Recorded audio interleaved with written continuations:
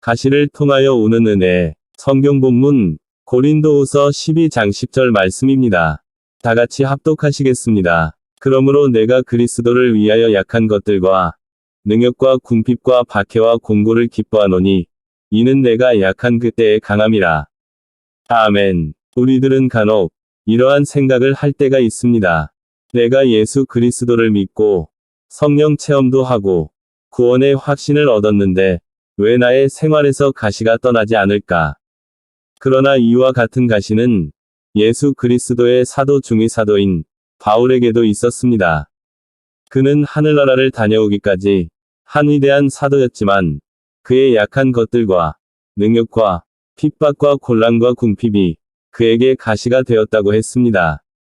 바울 사도는 이와 같은 가시가 너무 괴로워서 하나님께 그 가시를 옮겨달라고 3번이나 기도하였습니다. 그러나 그가 하나님께 3번째 기도할 때 주님은 이렇게 말씀하셨습니다. 내 은혜가 내게 족하도다. 이 말씀은 무엇을 의미할까요? 이 말씀은 가시가 오면 하나님의 은혜도 다가온다는 것을 의미하고 있습니다. 우리가 세상을 살아가는 동안 끊임없이 여러 가지 가시들이 우리와 우리 가정에, 우리가 사는 사회에 다가오게 됩니다. 그러나 이와 같은 가시는 하나님의 은혜가 오면 사라지고 맙니다. 성경을 보면 아담이 하나님의 은혜를 저버리고 마귀의 꿰매 빠져서 선악과를 따먹자 그를 기다리고 있는 것은 가시와 엉겅퀴였습니다. 그러므로 이 시간 우리들이 하나님의 은혜를 등지고 육신의 정욕과 안목의 정욕과 이생의 자랑을 따라서 살아가면 하나님께서 가시를 주시는 것입니다.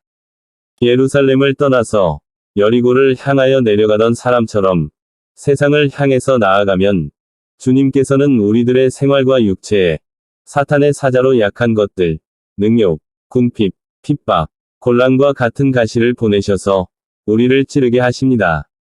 그리고 이와 같이 가시에 찔려 괴로울 때 우리는 바울 사도와 같은 고백을 하게 되는 것입니다. 로마서 7장 24절에 오호라 나는 공고한 사람이로다.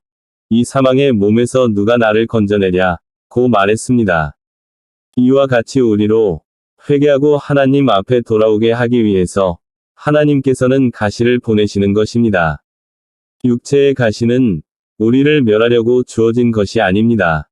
오히려 하나님의 은혜를 주시기 위해서 주어진 것입니다. 사랑하는 여러분, 만약 우리들 중에 가시에 찔리고 계시는 분이 있으면 하루속히 회개하고 하나님의 은혜를 구하십시오. 하나님께서 우리들에게 은혜를 주시기 위해서 찾고 계시다는 것을 깨달으셔야 됩니다. 가시가 다가올 때에는 금식하며 기도하십시오. 철야하며 기도하십시오. 이와 같이 기도하셔서 하나님의 은혜를 받고 그 가시를 수술해서 제거하여야 합니다. 아멘. 오늘도 승리했습니다. 할렐루야.